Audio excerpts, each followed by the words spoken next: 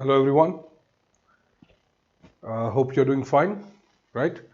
Again, the time has come for the next examination. Fine, we are not done away with this one right now, and we are still into this pandemic process. Fine, but still, we have to again realign all our resources, all our strategies for the new prelims again, right? And people obviously who are aspiring to be appearing for the examinations next year, that is, this is the right time, this is the right moment technically for them to start. Fine, December is coming, so logically, right, we have to understand that somewhere the process or at least the orientation of the preparations should start now, right, and not taking much of time. We would be talking about our target PT program, right, the target prelims program for 2021, right. As all of you know and all of you have experienced this year also, the prelims examination is changing by leaps and bounds. What is that change? That is a very important factor. How that change is being witnessed and how people are able to adapt to this change, fine, that is the biggest question mark right now, right. So we are trying to focus on this right now, fine, and generally people believe that okay, the prelims can be done away with 3 months, in 3 months time, and we must focus on mains only, and mains is the main purpose of the preparation, and the framework within the mains framework of the mains will have the prelims, right. But it is not that easy, it is not that simple to understand because I would not say that examination is some form of you can say a giant which you cannot tackle. It is not like that. Fine, the orientation of the examination is simple. The only thing is that we've missed the finer points, right. So if we are focused on the finer points, we are focused on the micro aspects, we are focused on the details, like the famous saying, the devil is in the details, right. So that aspect we have to overcome, right.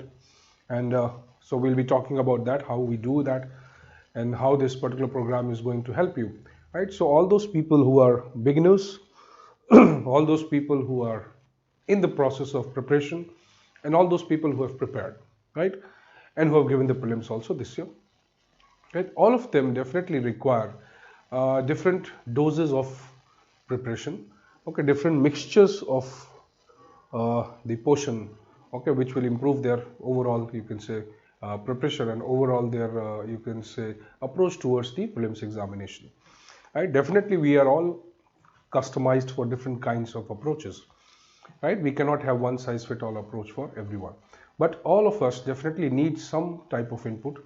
We need some type of ingredient to somewhere improve upon the current status.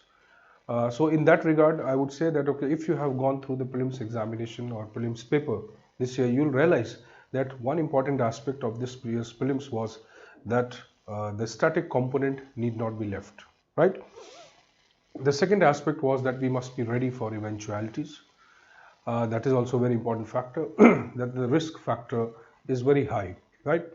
The third aspect is that okay, how concepts and how information both can be blended together, how concept and information can be linked together to create a formidable question, right. But yeah, most of us, while we are preparing, we don't believe in concepts, we don't focus on concepts, we focus mostly on the information part, right. Like for example, you want to know what is the presidential election, you study article 52, right, 53, and you start studying them, you try to know, you are more concerned about okay, can president and prime minister, if they come in conflict, who will supersede. Now these are the kind of questions we get in the classrooms. Now that is not the approach to understand things, right. You're not going to be asked these things, right. Definitely there is a better way to understand this aspect, right. So when we talk about de facto power residing in the prime minister and the de jure power residing in the president, fine, we can understand that there are constitutional, there are legal provisions, fine, for the tussle of power that can arise between them, fine. We have to understand more or less the constitutional perspective on that, right. Or for example, like people are concerned about let us say that why we did not go for a presidential form of system, right? So you have to understand the socio-cultural history, you have to understand the British legacy in this country, and also you have to somewhere understand the social structure of this society, right? So you cannot just say that okay, I am studying for prelims, so I need to know about president and the prime minister and the constitution and the provisions. Why? That is not enough, right? I will giving you some examples for that, right?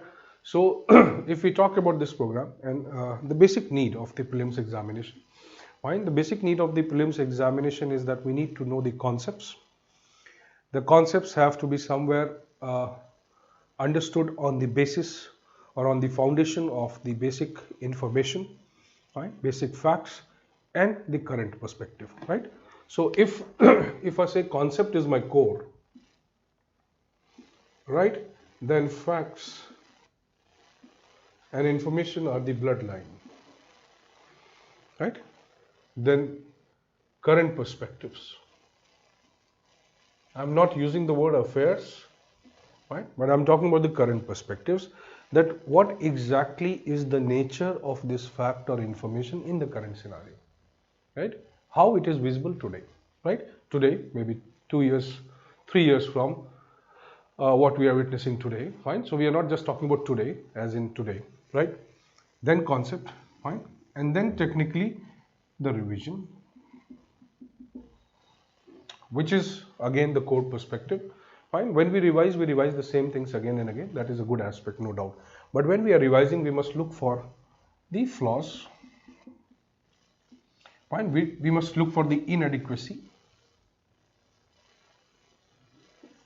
We must look for the inadequacy of information that is there when we are revising, inadequacy of the understanding that is there in the revision, right? So we are revising without actually thinking in terms of question.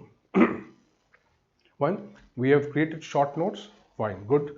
We have created pointers, yes. We have flashcards, we revise it, right? We have all the means, we have mnemonic codes, whatever we have developed, that is fine. But the revision has to be done in the perspective of a question, right? And that is how our mind will actually assimilate that information and keep it. And when required, which is the examination, it is basically aptitude examination. So when it is required to bring it, when there will be need for this information to be brought into the examination instantly, then probably that question framework will work and not this information. Fine? Because there will be a lot of information and your mind will not work that way. All the information will travel and then probably you will be able to understand the question. Whereas if you understood the information in terms of question itself already, fine, you will be able to relate to the question very easily. Right? That is more of cognitive understanding, the ability to learn, right? So we have tried to focus on those things also, right? These are some core aspects which we need to develop, right? Also, when we talk about concepts, the multi-dimensional perspective is important.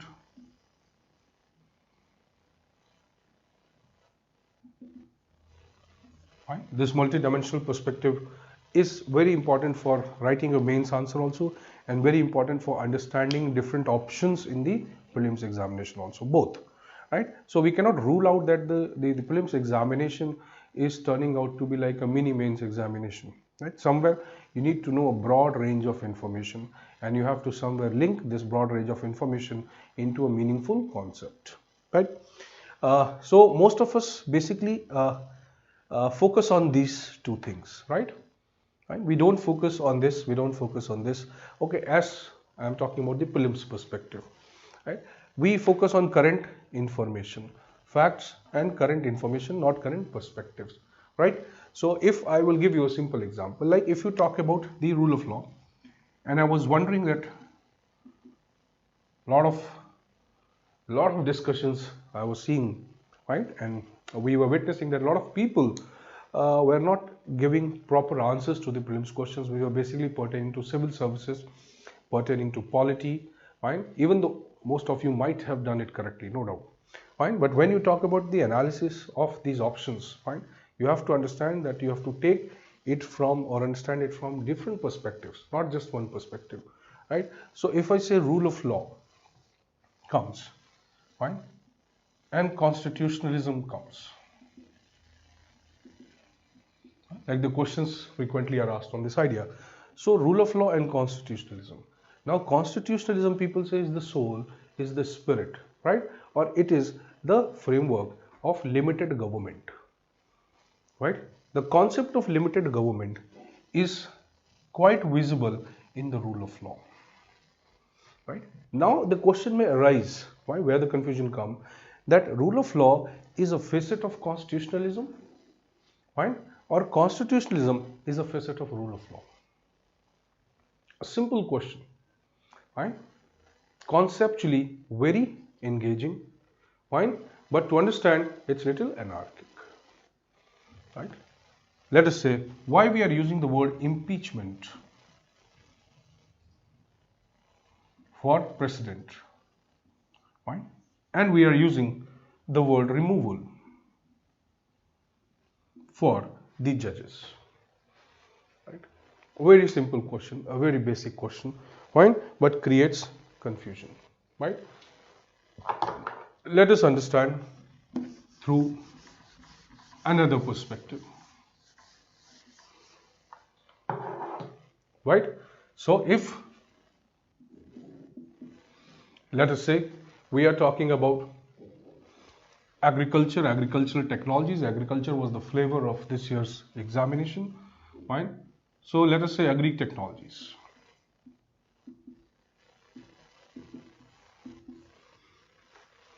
right? Simple. Now agri technologies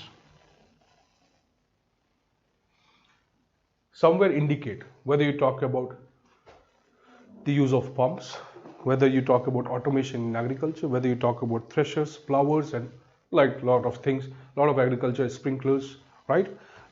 Irrigation systems, a lot of technologies are emerging, right? Whether you talk about processing, agriculture processing, food processing, likewise, horticulture technologies, various things are there, right? Now, agriculture technologies, do they somewhere indicate, fine, the reform, right? Do they indicate the automation? Yes, they do, right? But does this lead to productivity? Right, it may, fine, yes, it may. But is productivity dependent only on technologies? No, that is not correct, fine. So intensive agriculture may be a consequence of technology, fine, may require technology, fine. But when we talk about overall agriculture productivity, when we talk about the yield, when we talk about the per acreage ratio, fine, then probably this is not just the technology, right? It will require a lot of policy shifts, a lot of policy changes, a lot of practices in agriculture, fine. When you talk about, let us say, stubble burning, now generally these things we analyze in your mains, fine. When you talk about stubble burning and pollution, so how the automobile, what is the contribution of the automobile to pollution, and what is the nature of the automobile contribution to pollution, and what is the nature of stubble burning contribution to pollution, right?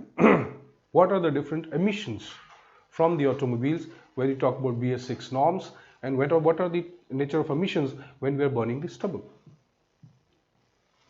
right?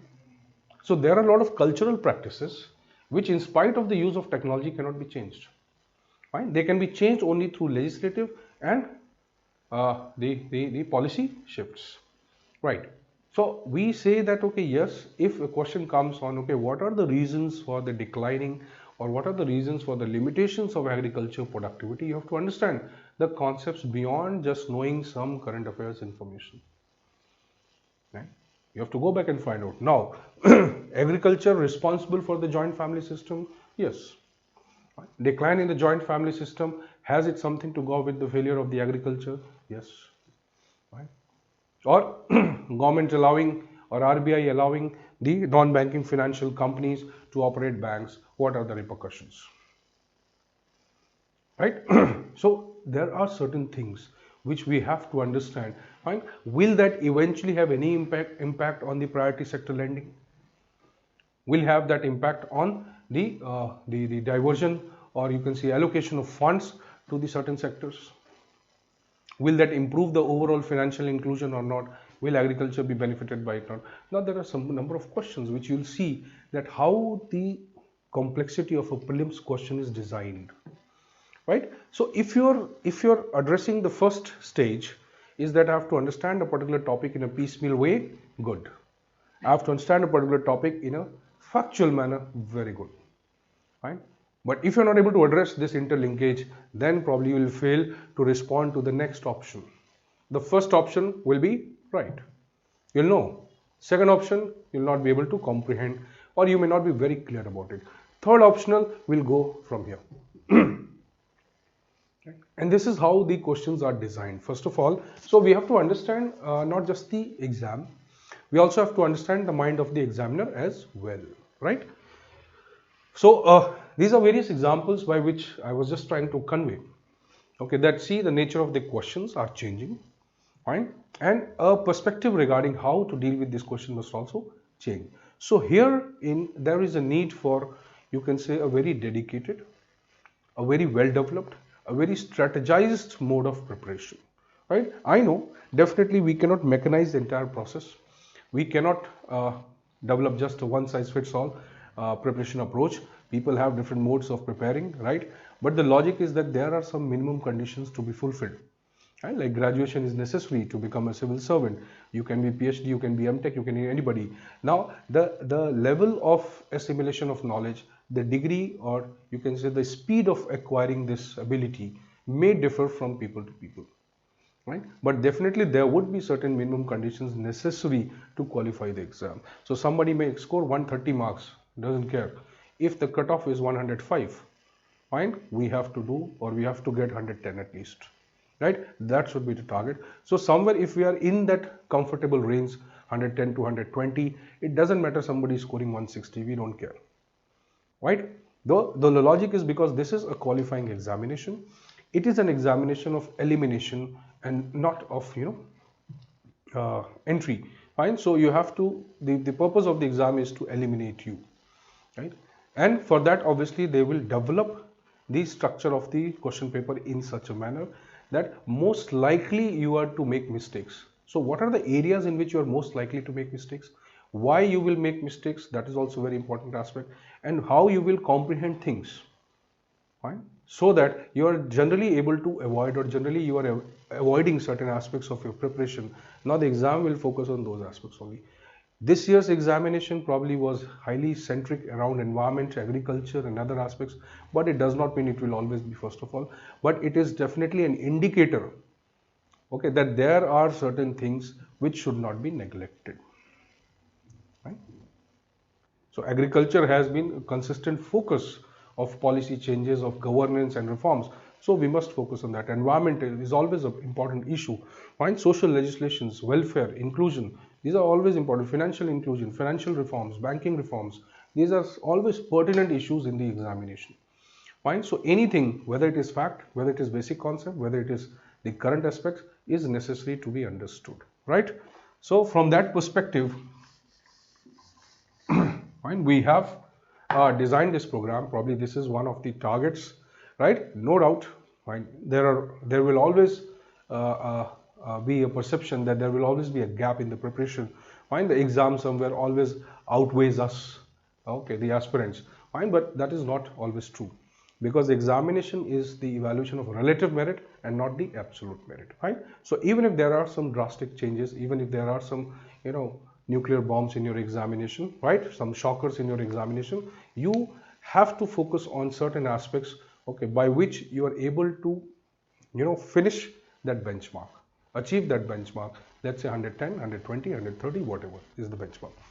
Right. So we are trying to focus on this, right? And we have designed this program in that way, right?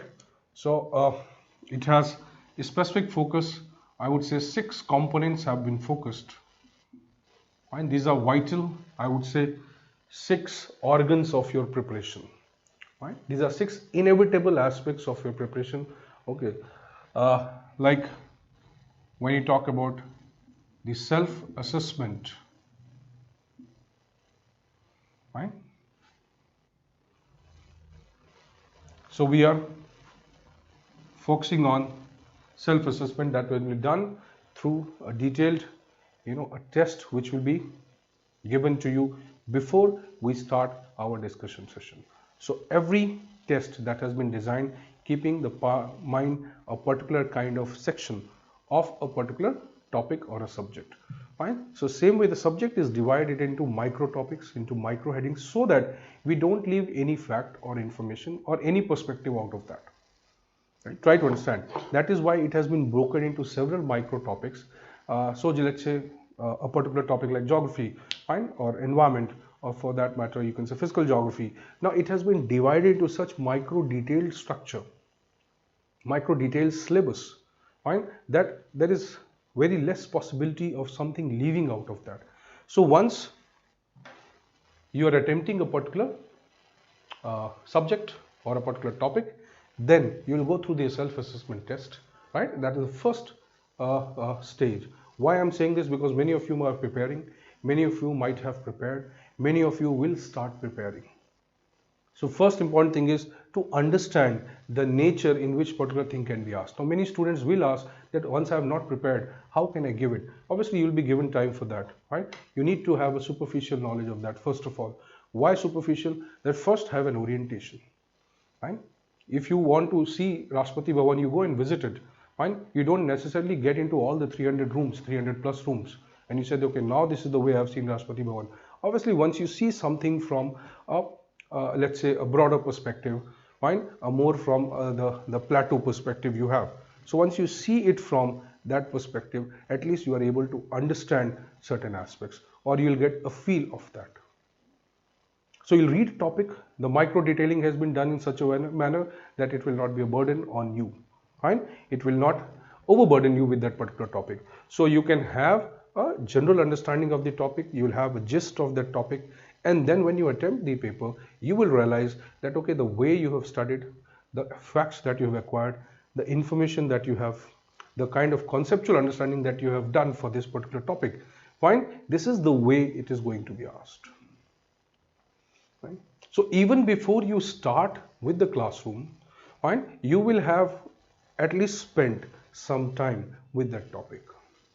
Fine? That I would say is the initial push, fine, the initial motivation that is needed. So you're doing it even before you are coming here. Right? So you will have a general orientation of the topic. You come and attempt the self-assessment test. Stage 1. So a small cycle of revision, R1, a small cycle of awareness starts right from here. Right? The second would be, obviously, once you're going for self-assessment, then there will be a detailed discussion. Right? So the stage 2 or the process part 2, right? A detailed discussion, right? Which will have a component of doubt clearing.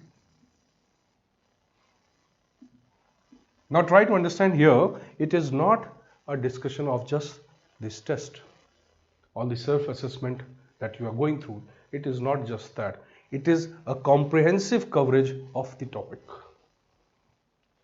When you say comprehensive coverage, no doubt it will consist of variety of micro topics, okay, which pertain to a particular topic of your syllabus, not just the subject, a subtopic of the subject. Fine, detailed it will be covered. Comprehensively it will be discussed, not just the question paper, but how this entire topic must be studied. Right? It will be time consuming, no doubt. Right? This will also include the doubt clearing.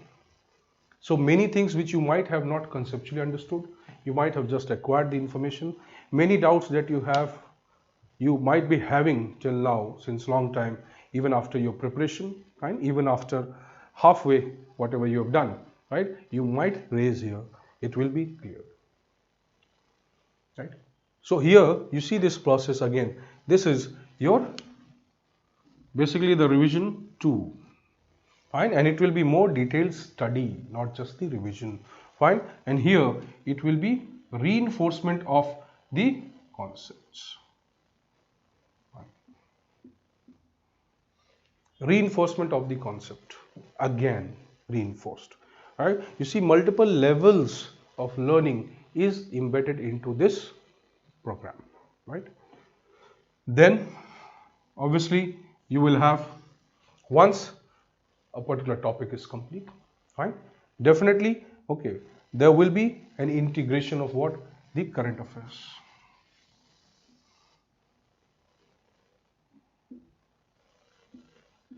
right?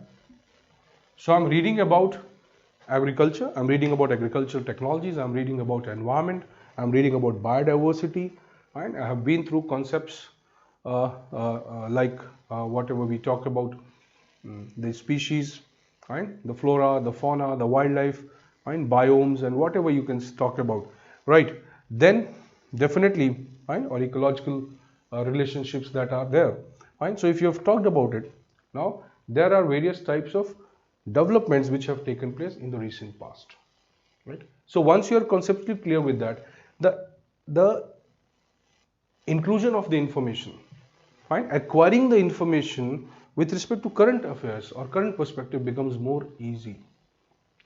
So if I don't know, okay, what Himalayas are, first of all, fine. So anything that is happening, any news that is coming with respect to Himalayas, or if I don't know what kind of range the Himalaya falls in, fine, or in general, if I don't know about the topography, if I don't know about the climatology, and if I don't know about some basic things, then whatever current perspectives are emerging, fine, that will just remain an information for me. I will not be able to link my concept or syllabus with that.